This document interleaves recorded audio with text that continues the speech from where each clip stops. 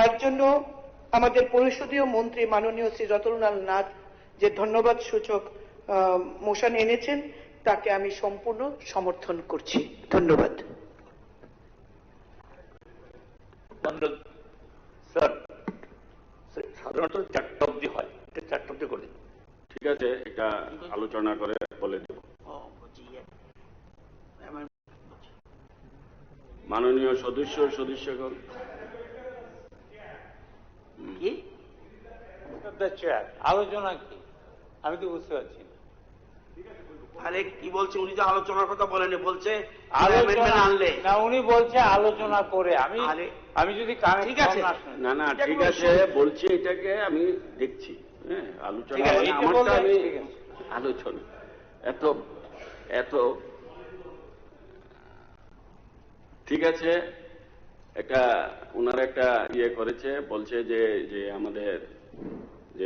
আমাদের রাজ্যপালের ভাষণ, যে আমি 2টা টাইম দিয়েছিলাম, অ্যামেন্ডমেন্টের যে টাইমটা দিয়েছেন এটা 4টা পর্যন্ত। অসুবিধা ঠিক আছে, আপনাদের ব্যাপার। ওকে, আপনাদের মানে হাউসের এই সেক্রেটারি, আমরা কি করবো? না না, এটা আমাদের কিছু না, এরা সেক্রেটারি অ্যাসেম্বলি। মাননীয় সদস্যগণ, সভার পরবর্তী আলোচ্য বিষয় হলো, না এটা ওনার দপ্তরের ব্যাপার, আমি কি করবো? ঠিক আছে, বিজনেস অ্যাডভাইজারি কমিটির প্রতিবেদন পেশ, বিবেচনা ও গ্রহণ করা।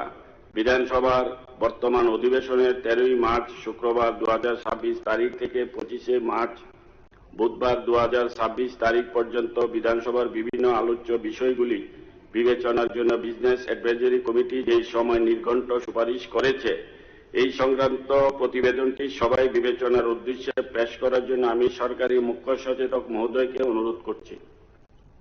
Honorable Acting Speaker, sir, as required under Rule 235 of the Rules of Procedure and Conduct of Business in the Tripura Legislative Assembly, I beg to present the report of the Business Advisory Committee before this House. এখন প্রতিবেদনটি হাউজের বিবেচনার জন্য এবং অনুমোদনের জন্য প্রস্তাব উত্থাপন করতে সরকারি মুখ্য সচেতক মহোদয়কে অনুরোধ করছি।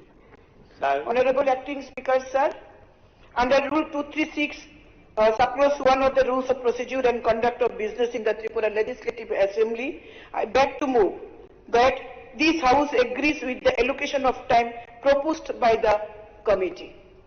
Thank you.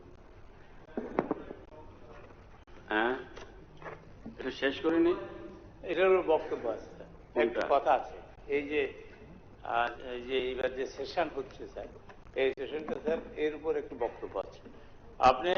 আমি আগেও বলেছি যে সেমিনার করা হয়েছিল আপনার নেতৃত্বে, খুব ভালো, কিন্তু এখানে দেখা যাচ্ছে এই বছর এই 9 দিন যদি হয় ওয়ার্কিং ডে, তাহলে হবে 17 দিন, 5, 3, 8, 8, 9, 17, যদি আমি গাণিতিক ভুল না করে থাকি। কিন্তু আপনি যেটা বলেছেন এখানে আপনি ছাপিয়েছেন, এখানে কি কমনওয়েলথ পার্লামেন্টারি অ্যাসোসিয়েশন সিপিএ কি বলেছে 1984, if I am not wrong, এটা ন্যাশনাল সম্মেলন হয়েছিল, বলেছে minimum 40 days in a year assembly session হতে হবে, 40 days ওয়ার্কিং ডেজ। কিন্তু এই বছর 17, আস্তে আস্তে, যেমন এটা 13 অ্যাসেম্বলি চলছে, 12টা হয়েছে মাত্র 43 days 5 বছরে। এই বছর গত বছর অ্যারাউন্ড 15 days, এটা তো ঠিক না। ঠিক আছে, এটা কিন্তু এক আলোচনা হয়নি, বিএসসি কমিটি আলোচনা মানে আমাদের বিবিজিৎ বাবু ছিল, আমাদের আমি স্যার একটা কথা বলছি, ওই সময় আমি একটু বলছি, কিছু করা যাবে না এরকম না, এটা বিএসসি তে ডিসিশন হয়েছে, ওনারা যেভাবে বলেছে এইভাবে করা হয়েছে, আর এটা আলাদা কোনো ডিসিশন তো এখানে হয় sir, majority granted. Okay, thank you, বসেন, শুনেছি। না না, এটা যাতে ভবিষ্যতে যাতে, okay, thank you, next year যাতে, ওকে, থ্যাংক ইউ। আপনার কথাই আমি বলছি, আপনি আমাকে বই দিয়েছেন, প্রিন্টেড বুকস কমনওয়েলথ, এটার মধ্যে লেখা আছে মিনিমাম 40 days ইন এ ইয়ার।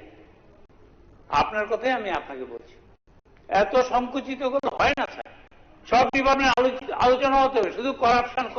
এবার আমি জিজ্ঞেস করেছিলাম যারা বিএসসির মেম্বার ছিল সবাইকে, সবাই বলেছে 9 দিন যথেষ্ট হবে। স্যার একটা বাড়ানোর কথা তো কেউ প্রস্তাব রাখিনি।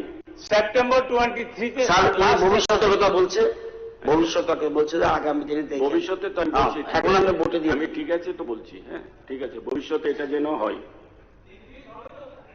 আরে এটা তো পরের কথা হবে, আমি তো বলছি এটা দেখার বিষয়, এটা আবার গ্যারান্টি তো হবে না। এখন মাননীয় সরকারি মুখ্য সচেতক কর্তৃক উত্থাপিত প্রস্তাবে এখন আমি ভোটে দিচ্ছি। প্রস্তাবটি হল বিজনেস অ্যাডভাইজারি কমিটি কর্তৃক প্রস্তাবিত সময় নির্ঘণ্টের সহিত এই সভা একমত। যারা এই প্রস্তাবের পক্ষে আছেন তারা হা বলবেন, যারা এই প্রস্তাবের বিপক্ষে আছেন তারা না বলবেন। যেহেতু কেউ না বলার নেই, এই প্রস্তাবটি সর্বসম্মতিক্রমে গৃহীত হল।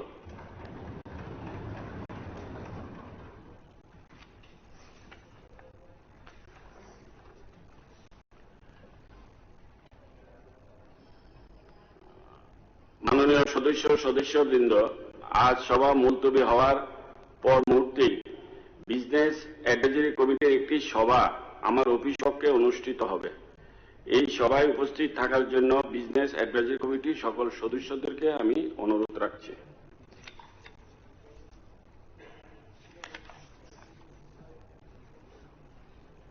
স্মৃতিচারণ। মাননীয় সদস্যগণ, আজকের কার্যসূচিতে একটি স্মৃতিচারণের বিষয় উল্লেখ রয়েছে। এখন আমি সেটি পাঠ করছি।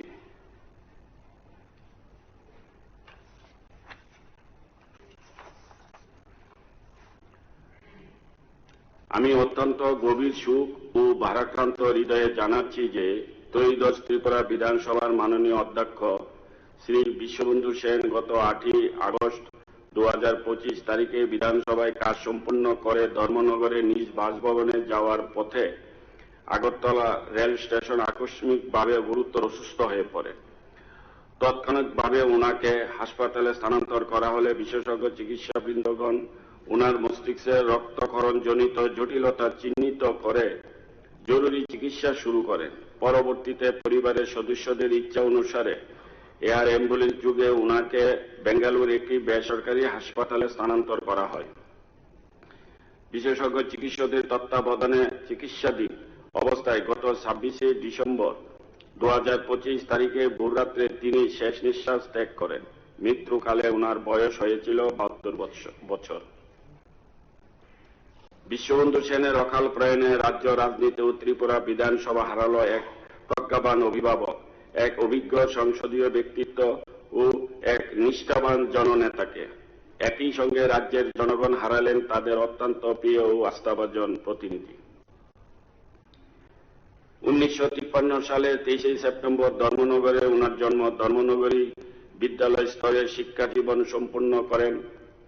ছাত্র জীবন থেকে তিনি ছিলেন মেধাবী, সংবেদনশীল ও সাংস্কৃতিক মনস্ক। জাতীয়তাবাদী ছাত্র আন্দোলনের সঙ্গে যুক্ত থেকে তিনি নেতৃত্ব ও সমাজ সচেতনার বীজ রোপণ করেন। আগরতলার এমবিবি কলেজ থেকে স্নাতক ডিগ্রি অর্জনের পর জাতীয়তাবাদী রাজনীতি ও সমাজ সেবাকে জীবনে ব্রত হিসেবে গ্রহণ করেন। 1970-এর দশক থেকে তিনি ভারতীয় জাতীয় কংগ্রেস দলের সঙ্গে যুক্ত হয়ে দলীয় কর্মকাণ্ডের পাশাপাশি জনসেবায় নিজেকে সম্পূর্ণভাবে নিবেদিত করেন। গরিব, অপেক্ষিত, অবহেলিত মানুষ ও কর্মহীন যুব সমাজের পাশে দাঁড়িয়ে তাদের ন্যায্য অধিকার প্রতিষ্ঠায় তিনি নিরলসভাবে কাজ করেছেন।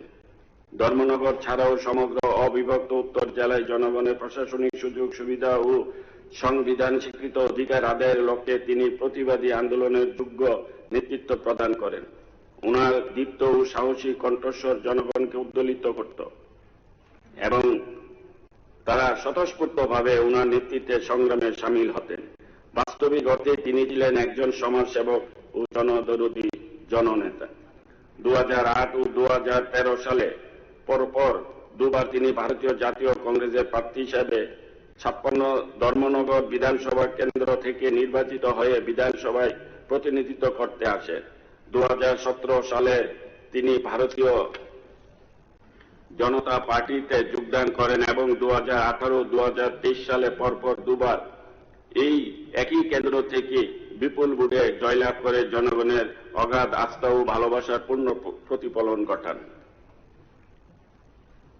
2018 সালে ত্রিপুরা রাজ্য বিজেপি নেতৃত্বাধীন সরকার গঠিত হওয়ার পর 21শে জুন 2018 থেকে দ্বাদশ বিধানসভার পূর্ণ মেয়াদকাল পর্যন্ত তিনি উপাধ্যক্ষ হিসেবে যখনই বিধানসভার অধিবেশন পরিচালনা করতেন তখন বিচক্ষণতা, ধৈর্য ও দক্ষতার সঙ্গে তিনি বিধানসভার কার্য পরিচালনা করেছিলেন। 13 বিধানসভা গঠিত হওয়ার পর তিনি অধ্যক্ষ পদে নির্বাচিত হন। অধ্যক্ষ হিসেবে দায়িত্ব পালনকালে সংসদীয় শৃঙ্খলা রক্ষা, অধিবেশন নিরপেক্ষতা বজায় রাখা এবং বিধানসভার সকল সদস্যকে ন্যায়সঙ্গত সুযোগ প্রদানের ক্ষেত্রে তিনি এক অনুকরণীয় দৃষ্টান্ত স্থাপন করে গিয়েছেন। তিনি কেবল একজন দক্ষ সংসদীয় ব্যক্তি নন, একজন সংস্কৃতি প্রেমী মানুষ হিসেবে সকলের কাছে সমাদৃত ছিলেন। রবীন্দ্রসঙ্গীত অনুরাগী বিশ্ববন্ধু সেনের নাটক ও যাত্রাপালার প্রতি গভীর অনুরাগ ছিল। নিজেও যাত্রা ও নাট্য অভিনয় করতেন। এই রাজ্যের নাট্য ও যাত্রা চর্চাকে এগিয়ে নিতে তিনি সর্বদা উৎসাহ প্রদান করতেন। এর পাশাপাশি ছড়া, কবিতা লেখার প্রতি উনার গভীর আগ্রহ ছিল। সৌজন্য, সহনশীলতা ও শালীন আচরণ তাকে সর্বস্তরের মানুষের কাছে শ্রদ্ধাভাজন করে তুলেছিলেন। এই মহান সংসদীয় ব্যক্তিত্ব, সংস্কৃতি প্রেমী ও সমাজের কল্যাণকামী জননেতার প্রয়াণে ত্রিপুরা বিধানসভা হারালো এক দক্ষ পথ প্রদর্শক, এক নিরপেক্ষ অভিভাবক ও এক মানবিক নেতৃত্বকে। এই শোকাবহ মুহূর্তে ত্রিপুরা বিধানসভা প্রয়াত বিশ্ববন্ধু সেনের বিধি আত্মার শান্তি কামনা করে উনার সুখ সমস্ত পরিবার পরিজনদের প্রতি গভীর সমবেদনা জ্ঞাপন করছে। ত্রিপুরা বিধানসভার প্রয়াত অধ্যক্ষ বিশ্ববন্ধু সেনের স্মৃতির প্রতি গভীর শ্রদ্ধা নিবেদন করে 2 মিনিট নীরবতা পালন করার জন্য এখন আমি এই সভায় উপস্থিত সকল সম্মানিত সদস্যগণকে অনুরোধ করছি।